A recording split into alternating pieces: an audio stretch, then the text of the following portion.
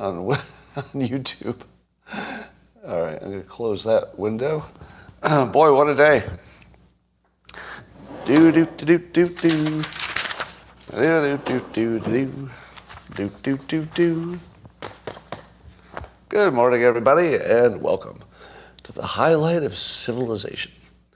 Somehow, amazingly, I think I got most of this technology to work. It was a little bit of a struggle, I gotta say. But now that we're all here, everything's perfect and good and getting better every moment.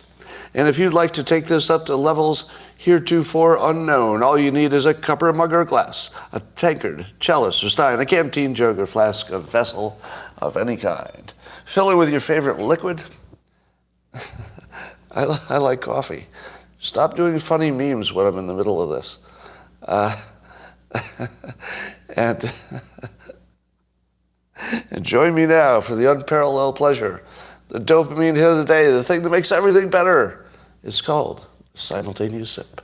It happens now. Go. Yeah, why can't I say tankard? For some reason I see that word tankard, and my brain goes numb. Well, let's talk about all the news. Are you ready for all the news? It looks like Larry Elder has officially announced he's running for president in 2024. You know, here's the good news. See if I can focus on some good news for a change. We do have good people running for president. Now, they won't all get elected, but I love having Vivek Ramaswamy in the race. I love having Larry Elder in the race. Trump's Trump, so he's a given, and he's always fun. I like that DeSantis is going to run. I like that RFK Jr. is going to run. Those are all pretty good signs, So at least there's one thing we can say, which is there are good, qualified, high-character people willing to run for president. That's something. That is something. We do have high-qualified, younger people willing to run for president. So we don't know who we're going to get, but at least we have qualified, good, smart people. I like that. Biden apparently is rumored to be planning to do his announcement for president, running for president, by video in 2 weeks. Now, can somebody give me a fact check and a history lesson? Has any incumbent ever announced by video before? Isn't that sort of an interesting choice? Hillary did? Somebody says Hillary did. I don't know if that's true. But it seems to me that there's more evidence that we don't have a real president. We have just somebody who's, a bag of twigs and leaves. And he's being, sort of stood up there as an actual living, breathing person. That's what it feels like. But you know what's different about this time? Let me tell you. If you see a video of somebody announcing for president, how do you know AI didn't modify that video? How do you know? Now, we got used to the fact that people wear makeup when they're on TV because they don't really look like that, right? Unfortunately, they look more like what you're seeing with me. So we're sort of used to the fact that TV doesn't show you the actual person. It's an enhanced, better version. But couldn't AI speed things up and edit things and make him look a little younger and better than he is? And would you know the difference? If the AI made him look, 10 or 15% younger, would you know it? So I'm kind of interested to see if AI, it's probably too early for AI to do something that clever. It could do it, I suppose, but I don't think anybody's yet using it for that. But everything you say is later. This is going to be in 5 minutes. Right? So Locals is working, by the way. So Locals is up and working. We've got them both working well here. I don't know. Is it my imagination that having Biden announced by video in our current environment, given that he doesn't like to show himself in public too much, isn't that the weakest announcement you've ever heard of? I'm trying to think, who's ever made a weaker announcement than a video announcement in the context of wondering if he's capable of making an announcement? Yeah. You like that one? Biden's bag of leaves and twigs. It's pretty visual, isn't it? Can't you even see the bag? It's like you can see the bag and it's just full of leaves and twigs. That's just Joe Biden. Yeah, it's pretty good. All right.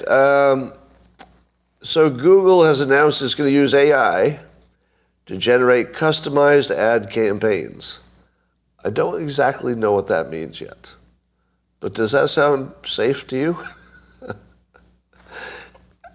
I'll tell you the conversation that we're going to have. Here I made the same mistake. I started to say this is the conversation we're going to have soon, but with AI, soon doesn't mean anything anymore. By the time you're done saying the word soon, you get to the end and soon, and it's already done.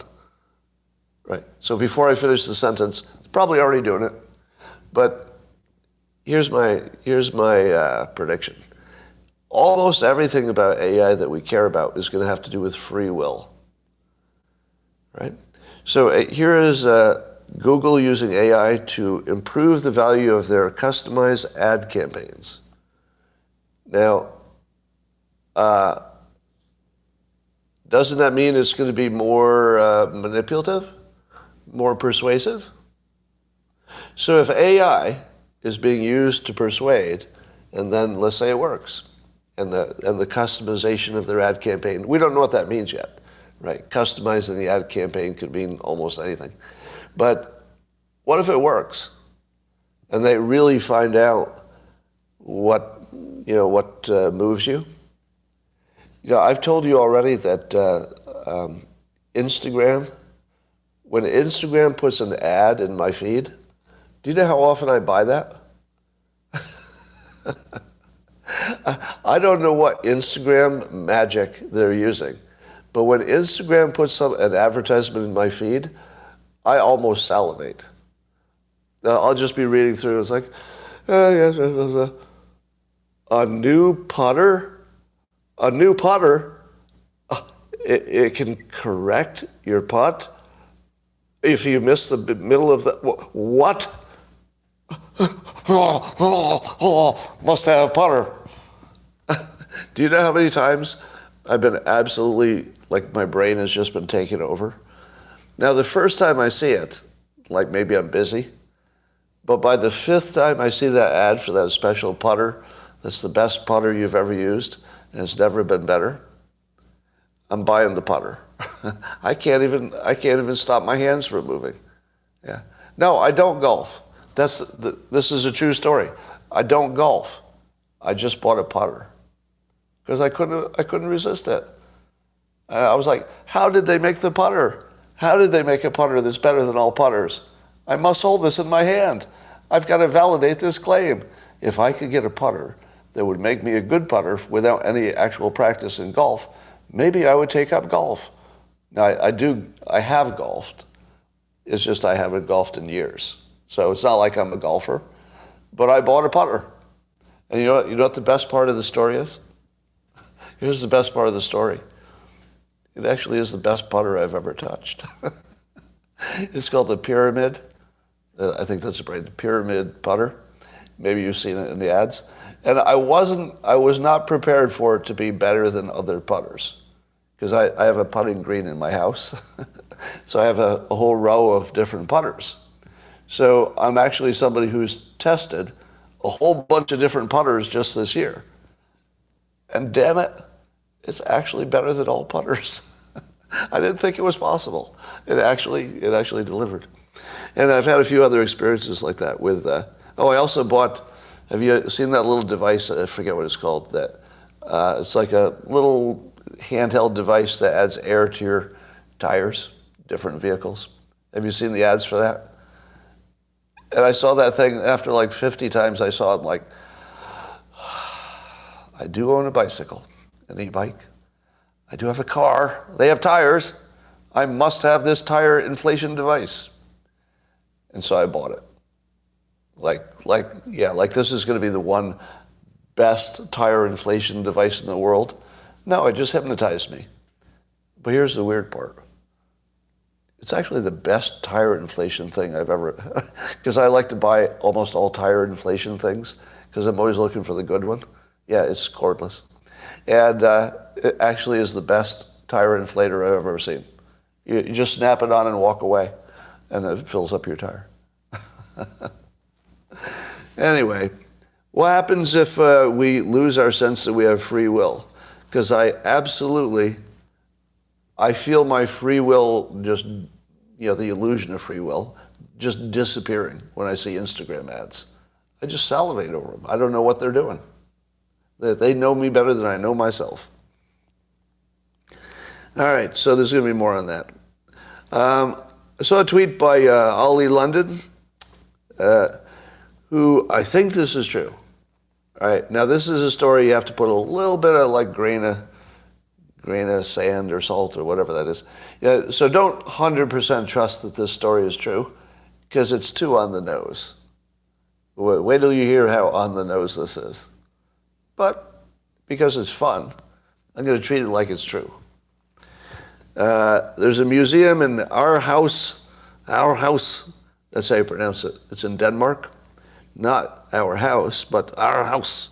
It has been renamed, so it used to be the Women's Museum. Now this can't be true. Has this been debunked already? This can't possibly be true. All right, I'm going to read it, but just know that I don't believe it's true. That they renamed the Women's Museum to the Gender Museum in Denmark, and has created a statue of a man breastfeeding a baby as a symbol of the, quote, hybrid of masculine and feminine. So they show a picture of this, muscular male statue that's naked. And it's got full genitalia, and it's got breasts as well, and it's breastfeeding the baby. And, I thought to myself, we're reaching a point where you can choose your own body type from sort of a buffet of choices after you're born. Now, in some cases, before you're born, because they'll be able to, maybe correct some genetic problems while you're in the womb. That's coming.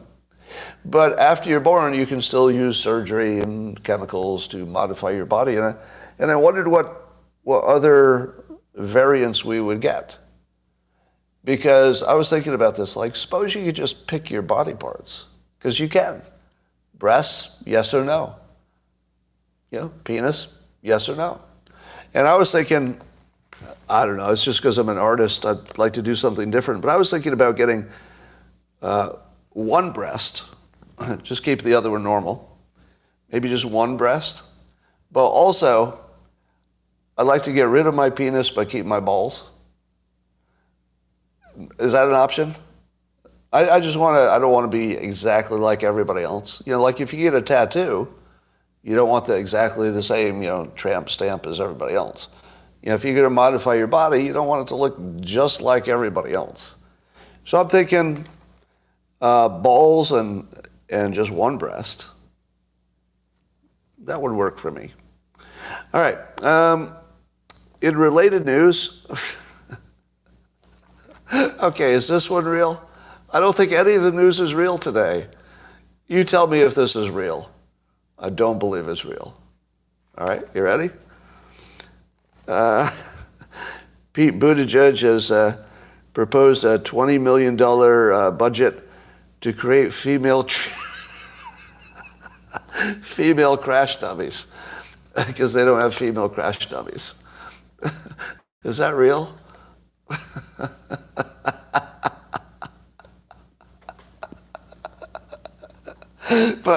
But here's the thing. They just got in an order of new female crash dummies, and they're all Leah Thomas.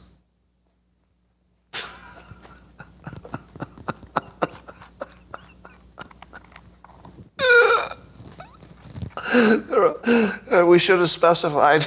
We should have been. We should have been more. We should have put more detail in the RFP, because we got $20 million worth of female crash dummies, but they're all based on Leah Thomas. Oh, that'd be too much fun. All right, here's what I think happened. All right, I think it's partially true. I'm not positive, but I think what they were trying to do is make sure that they had crash dummies that were smaller size, right? Because if you're going to test a big crash dummy, maybe that one would survive a crash. But if you had a 100-pound dummy, with a 100-pound, more like a woman, would that survive? So it makes perfect sense. It makes perfect sense that they should have crash dummies of all sizes. But why would you call them female? In today's world, why can't you just say we need some small ones and some big ones? Do you really need a female crash dummy? Are they going to put a womb in it? Are they going to put like a pregnant crash test dummy? Like maybe there's a reason, but it just sounds funny in today's world. Oh, that is perfect. And then I also wondered, what about gay crash test dummies? We haven't tested that. And then I guess the obvious question is, if this were the Trump administration, just do this thought experiment in your mind. Imagine Pete Buttigieg being the head of transportation in the Trump administration. I just want to paint this scene in your head. You could use AI to create the movie of the scene if you need it. But Pete Buttigieg walks into the White House and proposes his plan for $20 million for female crash dummies to Trump. And Trump's sitting behind the Oval Office listening to the proposal for female crash dummies. Just hold that in your head. And then what does Trump say? I'm just going to give you an idea of what he might say. Pete, why don't you just slap a dress on those dummies and call it a day? I feel like Trump would just say, put a dress on them, save $20 million. Now I realize that there was a functional reason to do it, that they need smaller ones, and that probably makes perfect sense. But does it really cost you $20 million? How many crash dummies are you buying? Do you have to buy them by the million?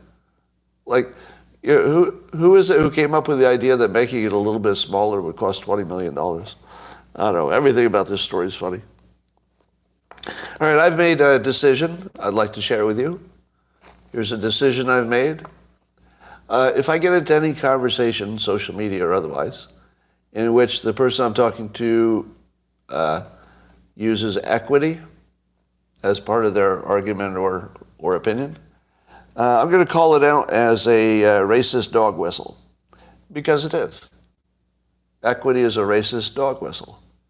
And I'm not going to have a conversation with somebody who uses that word. I'm going to label it and I'm going to walk away. Because there is no use having a conversation about equity when it's just a racist concept. And I thought we were past racism. Right? I want to live in a country with less racism. So I'm just going to label it and walk away. So, equity, racist dog whistle. There's something I can say that you can't. How do you like your lack of free speech? Do you wonder what it's like to be able to say whatever you're thinking? It's awesome. It's really awesome. I can go right in public and say what I actually think. I didn't have to shade that at all. That was just my actual opinion. Try that at work. See how long you keep your job. All right. Buzzfeed is laying off 15% of its staff as part of its, let's see, the story says, rotting from the inside. Rotting from the inside. Okay, the story doesn't say that, but it feels like that's what's happening. And it looks like they're making plans to end their Buzzfeed news. Huh. Well, how about that? All Are you aware of some of the fake news that Buzzfeed has published about me? Just me. Just one person. I'm just one person in the world. Do you know how much fake news they've printed about me? Oh, yeah. If you don't mind, I'd like to take a moment to dance on their graves. Da da da da da da da da. Do, do, do, do. Yeah, BuzzFeed is an evil enterprise. They are evil people, terrible people. I mean, just the worst of people. You know, human beings don't get worse than people working at BuzzFeed. So I'm very glad that one more source of fake news and disreputable behavior is possibly going out of business. So it looks like they're going to focus on their Huffington Post business. So that's not really an improvement, is it? Okay. How many of you are aware that the story about Justice Clarence Thomas and the billionaire who bought some property that was adjacent to his and stuff? How many of you think that that's a real story? Like that's real news? Do you think that's real news? Nope. Turns out it was fake news. Now there's a tiny kernel of truth, but not enough to make it real. Okay? So there's a tiny little real thing. Here's the tiny little real thing. There was a financial transaction. Some property was bought. Justice Thomas lost money on it. In other words, he sold it for lower than, I guess, its value in the books or something. So there was no taxable event. Nothing was taxable. He owed no extra taxes.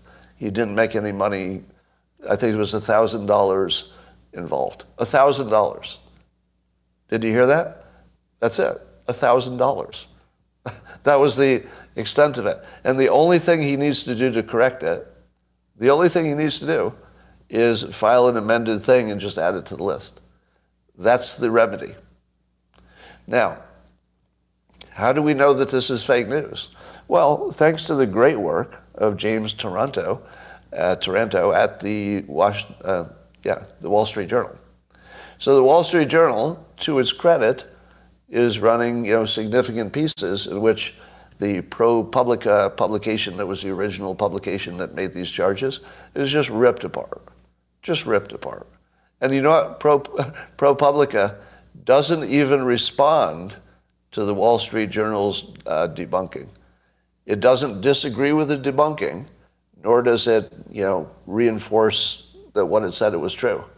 It just sort of gave up and slunk away. So Toronto just put the hammer on them. You just dropped the hammer, and they just slunk away. Slinked? Is that even a word? Can you slunk? They slunk away? I don't know. Sounds like a word. So great work, James Taranto. I'm clapping for you in my mind.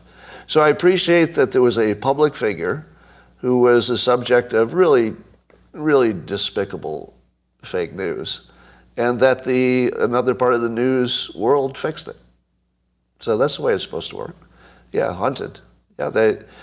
Thomas was hunted. You're right. All right, big announcement. You've been wondering, what am I going to do with my book, Reframe Your Brain, that was canceled before it was published? Most of you know I got canceled. So my book was in limbo. I got the rights back. And letting you know today that I'm working with Joshua Lysek, and he is helping me edit the book, and he's amazing. Best editor I've ever worked with. He's actually editing things that another editor had already seen, and it's a lot better when he's done with it. So we're working on that together. And he's going to help me. He used the word, quote, ghost publishing.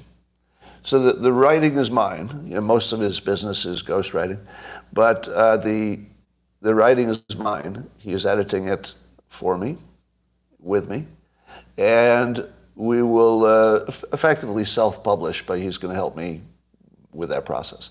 So it should be available in at least a few of the places you buy books. We'll try to get it on Amazon and wherever else it makes sense. And bullet points, yeah. And here's the question I have to ask. I don't know that traditional publishing makes sense for anybody anymore. Why would you use a traditional publisher? It seems to me that their purpose and function has largely gone away. So we'll see. Now, I do think that if you go through a traditional publisher, you will sell more books. You will. But you're going to have a lot of, overhead, and, there's extra expense to that, and, burden, and they can ask you to do things that maybe you don't want to do, and they could pay in advance up front, right? There's some things they could do. But if you're an established author and you already have an audience, I'm not sure. I think we've reached the point where it doesn't make any sense. Like it was diminishing in importance over time, but it still was the smart play to use a traditional publisher. I feel like this is the crossover year. This feels like the year where, if you have 1 million people on social media following you, you probably don't need much advertising, because you can do more on podcasts and tweeting than you can with a book tour. One of the biggest things that a publisher would do is help you, organize a book tour with book signings and TV appearances on Good Morning America. Do you know how much a TV appearance on Good Morning America is worth for a publisher? What do you think? A good appearance, like a solid hit on Good Morning America, how many books does that sell? None. 0. It doesn't have any marketing value at all. I don't even know why people do it. I used to do it, but then I would watch my Amazon number after I went on a big morning show, and I'd be like, oh boy, watch this. I just got off that big morning show, one of the biggest shows in the country, one of the big 3 networks. Look at my numbers, no difference. It didn't even fluctuate. But I do a podcast, say a Tim Ferriss podcast or a James Altucher podcast, and you can watch your number just go as soon as the podcast comes out. Yeah. So all of the old ways which the publishers used, I just don't know that they make any sense anymore. Yeah, Joe Rogan. If you go on Joe Rogan, you're going to sell some books. That's real. But Good Morning America, nah, no books. All right, so watch that. So there's a story now about this. Well, let me echo a couple of things that Tucker Carlson said. Being a normal consumer of the news, there are things that I don't know that I have to wait for other people to tell me. And one of them is, how long does it normally take to investigate anything? I mean, I always thought, well, it takes forever to investigate anything. But do you think it takes 5 years to investigate Hunter's laptop? Do you think that makes sense? No, of course not. It's obvious to me, fairly obvious, that it's being stalled or protected, or the government's making sure it goes slow or something. So that doesn't look real to me. That looks like something corrupt. What about the fact that it's been how long has it been since Epstein died in prison? We still can't figure out who killed Epstein? Seriously? We don't know who killed Epstein. Of course, somebody knows. Now, don't you think that too is just a story that is just being suppressed by whoever has the power to do it? I mean, our level of trust about anything has now reached just 0. Yeah. I love the theory that he's still alive, which I don't discount, by the way.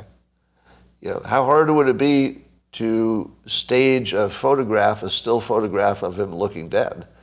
Just put some makeup on him and But I think there was an autopsy, so that's got to be harder to fake. I think the autopsies are a little harder to fake. All right, well, and now we know that there's this new story about how the 50 Intel executives ended up signing off that the Russians were behind that laptop. So I guess there was an ex-CIA, I saw a tweet from Mario Nawfal, whose Spaces events on Twitter are amazing. You should try those. Anyway, so they asked this guy, the guy who was at one point a potential CIA director under Biden, right? So this is somebody who's pretty important relative to the intel world. And he asked to write a false Hunter Biden laptop letter to help Biden win the election. So now we have somebody who's saying definitively that he was asked by Blinken in the Biden campaign to do a fake letter, getting the intel people to say that it was Russian disinformation. Now, we knew that the intel people were liars, and we knew that they did this. But isn't it interesting that it was somebody who was a potential CIA director who was asking him to sign the letter? Which means it was under coercion, right? It was coercion. Now, he didn't say anything coercive, I'm sure. But don't you think that many of the people, the 50 people who were involved in intel, you don't think that they knew that the guy who asked them to sign the letter might someday be the head of the CIA? So was he ex but also future? Maybe future? I don't know. It's a little confusing in the story. But just think about that. Think about the fact that the Biden campaign asked somebody who other people would think might someday be their boss in the intel world, and he got 50 people to lie, probably because they wanted their careers to be protected. That's horrible. And it feels like it should be illegal. I don't think it is. But if somebody who might be your future boss tells you to risk your reputation, what are you going to say? It's a tough choice. So that's a little bit coercive. I think that should be part of the story. And can we conclude that the election was rigged? Not in an election sense, or not in a vote counting sense, but can we say that if this story had not gone this way, that Biden might not have won? Yeah. But let me counter my own statement. All right, I'm going to give you the counterpoint to my own statement. Don't you think it's true that whatever the news coverage is a few months before any election determines who wins? You remember the grab them by the you-know-what? So that coincidentally drops right before the election? That was also election interference. The fact that little bombshell was saved until the last minute, that's the news, or some part of the news, deciding who's going to be president. They don't save that little surprise until right before election, unless somebody is trying to change the election dynamic. So I would say that was election interference, but legal, probably legal. I'm not aware of any crime that stops you from doing an October surprise. Yeah, it's sort of basic stuff.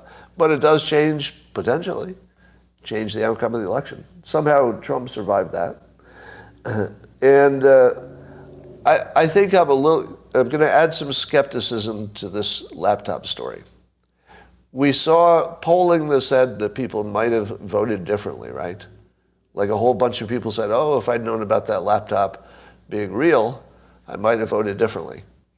I'd like to call BS on that. I don't think people would have voted differently. If they had seen the real story about the laptop, do you know what the Biden supporters would have said? That sounds like Russian interference. Nobody needed any 50 intel people to sign anything. But if you're that close to the election, people just don't change their mind for anything. They're so committed at that point that they would say, that laptop's probably BS. It's probably BS from the Republicans. Yeah. So they would just discount it as a Republican ploy instead of, falling for a Democrat ploy. I don't think it would have changed anything. But it might have, and that's bad enough. Would you accept it might have? Yeah, you can disagree because there's plenty of room for disagreement because there's no way to check it. I'm just saying the way I know people to think in all of my experience is that they're locked in by them. That the fact that Trump saying he would grab them by the you-know-what didn't change anything. I don't think it changed any votes. If that didn't change any votes, the laptop thing probably wouldn't either. Right? All right. Over at Tel Aviv, a company called Technion, I think, say the engineers have built a hybrid micro-robot the size of a single cell, which can be put into the body and navigate within the body. And then this little robot can be controlled by AI. So are you afraid yet? They're going to put tiny robots in you controlled by AI. Now, I don't know what that means, but everything about it sounds scary. Tiny robots scare me, first of all. I hate tiny robots. Secondly, this is the kind of story that's always overblown. Maybe not this time, maybe not. But what do you think the robot can actually do? Like when you hear that story, do you see like a little robot walking through your body? He's got arms and legs, a little head. No, it's the size of one cell. It's probably just something that can go like this. It can probably flop on command, or like, maybe crawl in some direction or something. I don't think this robot's going to do a lot of work. Maybe it can carry a little payload. You could put a little virus in there to do something and tell it to move toward an organ or something. So maybe it can do some little stuff. But it's not like you're going to be full of robots. More like a submarine, yes. Fantastic voyage. Well, we'll see. I believe I warned you that AI would have a fight to the death with lawyers. So remember when you thought AI was going to take the job of lawyers? Now the lawyers are fighting back, and they're trying to ban AI. Now, lawyers are going to find a million ways to ban it and a million reasons. But the EU is considering categorizing AI systems into 4 main groups that would be unacceptable risk, high risk, limited risk, and minimum risk. And if you fell into the higher risk groups, that you could perhaps run afoul of the law if they make these laws. What do you think of that? Does that sound like a practical plan to divide AIs by unacceptable risk, high risk, limited risk, and minimum risk? Yeah, good rock. Exactly. Who gets to decide what the risk is? And who can even predict risk again with a superior intelligence? Nobody knows what the risk is of anything. It could be the thing that's reading bedtime stories to your child could be making some decisions that you totally don't want them to make. What's an unacceptable risk? I don't know if you can have a subjective criteria.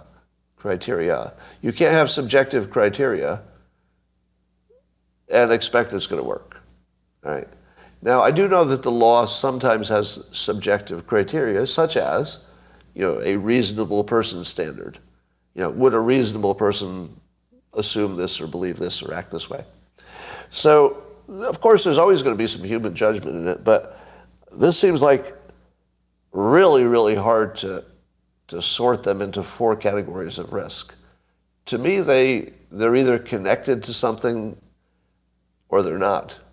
If you connect an AI to anything, like the internet, how do you know what's going to happen? Wouldn't it program itself? As soon as it gets access to the internet, if it's AI and has any autonomous abilities, which would make it AI, I feel like just connecting to the internet gives you an unpredictable outcome. And that unpredictable outcome could be awful or not awful. You just don't know. So I feel like we're creeping toward making everything illegal just because you can't tell what's going to kill you.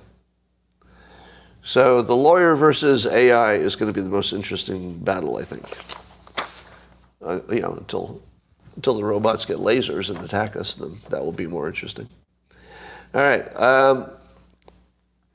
In the similar vein, some comedians made a deep fake but didn't really look like Tom Brady. When I say it didn't look like him, it was obviously a cartoonish version of Tom Brady. And then they had this cartoonish version of Tom Brady do a stand-up comedy act in which he told off-color jokes, racist jokes and stuff. Now, Tom Brady's lawyer told them to take it down. What do you think happened? This is protected speech. It's parody.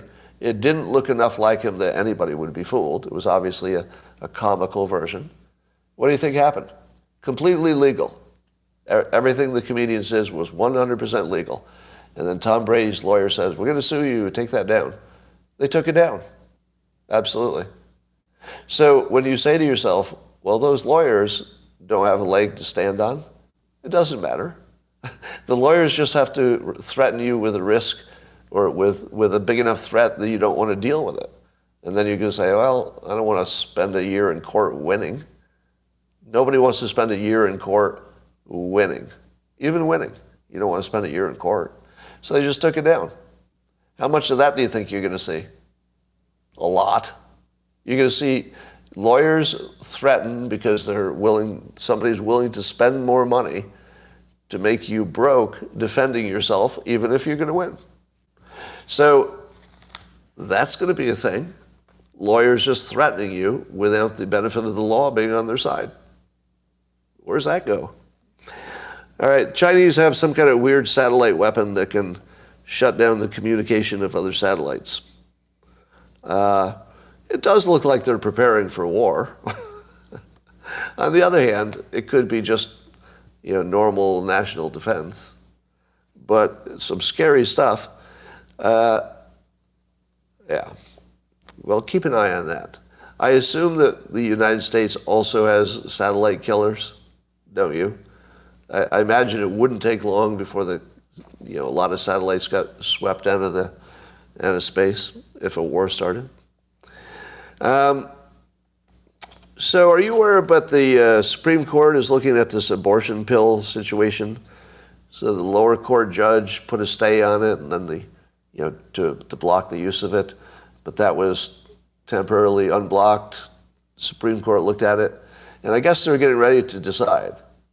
Now, you tell me if I'm wrong about the following prediction. If the Supreme Court decides to make illegal this abortion pill, you can cancel the election. You just cancel it. Just to give all the Democrats whatever jobs they want. That would be the end of it. I don't see that the Republicans could win an election if the Supreme Court bans the abortion pill. That would be over. I don't even think I'd have fun talking about it after that. I don't think Trump could win in that environment. And I'm not entirely sure. Well, I'm not even going to give you an opinion on that. I think it's just going to be what we're going to see. So basically, I think the whole election is going to be decided by the Supreme Court. Don't you? Does anybody disagree that the election will be completely determined by this ruling in the Supreme Court? You disagree? Yeah. I mean, it's hard to know. So there's plenty of room for disagreement. I would respect any disagreement with my opinion, because I think there's plenty of room for disagreeing. But to me, it looks like that would be the end. I don't see a Republican could get elected into national office on that. So we'll see what happens there. I don't know which way that's going to go either. Is anybody making a prediction which way the Supreme Court goes? Because I don't know what the legal argument is exactly. But if the legal argument is ambiguous, what would you expect? You'd expect the Supreme Court to be conservative leaning, right? So it would be interesting to be a conservative in the Supreme Court, and if you make this thing illegal, knowing that you made it impossible for conservatives to succeed. That'd be a tough choice. I don't know what people would do. All right, Twitter apparently has dropped their labeling of state-affiliated media. And it was kind of quietly, it just went away. So they're not even labeling the the media that's obviously other countries' state-affiliated media. And I think this would be another example of the Musk entrepreneurial approach, which is you just throw something up, see how people react, get a bunch of marketing attention, and then if you need to change it, you just change it. So I think that's all he did. He just threw out some provocative ideas, got all kinds of attention for Twitter. People were jabbering about it. And then he saw how it worked. And then he thought about it some more. This is what it looks like anyway. Thought about it some more and said, yeah, that didn't work. So then he just stopped doing it. Yeah, if you just watch what Elon Musk does, forget what he says. Just watch what he does. It's an entire lesson in business. Like, even the things he does wrong are a lesson in business because you watch how he corrects it. It's the correction that's the lesson. Like, guessing wrong about what will work and what won't, that's sort of a nothing. Everybody's guessing. But what do you do when you find out you're wrong? He just blows it up and moves on. So I love that. I feel we're all getting a useful education just watching. All right, here's, speaking of Musk and all things like that, there's an announcement from one of the most big battery makers. So it's important to know this isn't a startup. This is the biggest or one of the biggest battery makers. And they've announced a new battery process to make a condensed battery with 500 watts per kilogram power. So that's how much electricity for the weight of the battery. And apparently it doubles current best batteries. Doubles them. Now, so for the same weight, you get double. Now, you say to yourself, well, that's just a story of things we already knew of getting better. But it's not. Because this doubling crosses an important economics barrier. And the economics barrier was it wasn't practical to make electric airplanes. And now it is. And now it is. Do you realize how big that is? It wouldn't make sense to make an airplane that's not electric now. Probably. Now, it's going to take a long time to transition, of course. But if you're looking at a new small plane, we'll start with small planes. If you were looking at a new small plane, if somebody makes one, why would you buy the other one? Yeah, it's gigantic. This one little technological change is going to have a huge impact on transportation and maybe storage too. I mean, just think about if you had one of these batteries as a backup on your house. You could get away with, let me make the most extreme case. If Californians had enough of this capacity battery, it wouldn't matter if our grid was undependable. Because if the main source on the grid failed, it could suck some of the battery power out maybe, or people could just get off the grid long enough for it to recover. You might actually find a way for the grid to become robust without fixing the grid. I mean, these are the implications of just doubling this battery are almost unimaginable. It's not an incremental change. It could change everything. Or not. We'll see. Robots, exactly. How good would a robot be? Let's say you had an autonomous robot that has AI in it, but you have to plug it in every hour. Or it's running around on an extension cord or something. Now you imagine that you could free it from its charging requirements for longer times. Now you got a serious robot, don't you? Now you've got a robot thing that lifts some stuff and jumps some stuff, and you got a military robot, probably, better. So the scope of change from this, what about e-bikes? An e-bike is already amazing. I talk about it too much. But imagine your e-bike being twice as powerful or going twice as far. You wouldn't need much else. All right, ladies and gentlemen. I believe that's what I wanted to talk about today. If you have not watched, if you've not seen any of the Dilbert Reborn comics, the spicier version, I was reading some previews to my man cave participants. I do a private live stream many evenings from my man cave, just for the people on the Locals platform, subscribers.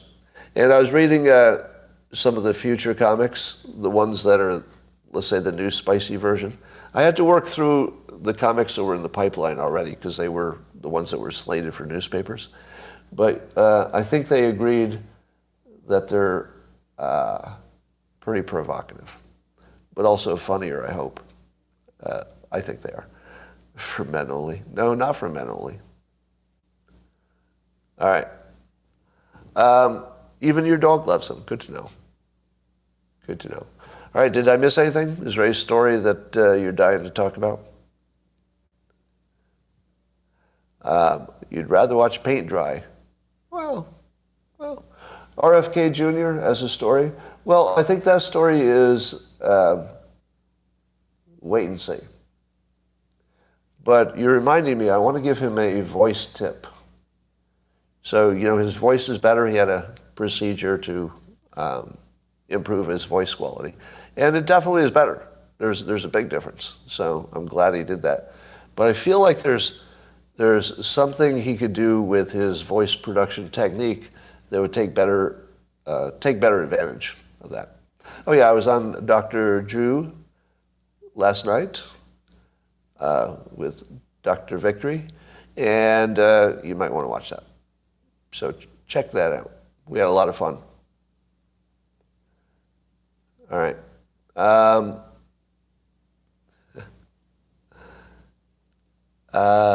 Okay. I just saw a recommendation for Kat Timpf's book. Let me give Kat Timpf a little shout out, okay? So Kat Timpf has a new book. I've been seeing her promoting it on some TV shows. Who was it who said, there's somebody who was talking to her, and said, you could tell she wrote every word of the book. So for public figures, that's not always the case. But I thought, what do you mean? Of course she did. She's a professional writer. Of course she wrote every word of it. Of course she did. She's an excellent writer, a professional writer. Of course she did. But apparently it's quite good. So I'm hearing good things about it. So take a look at that. All right.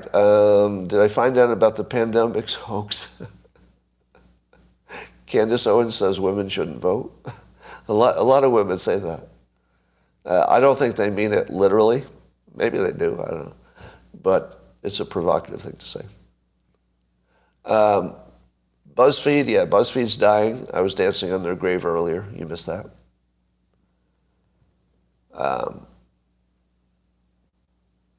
Will AI have the right to vote?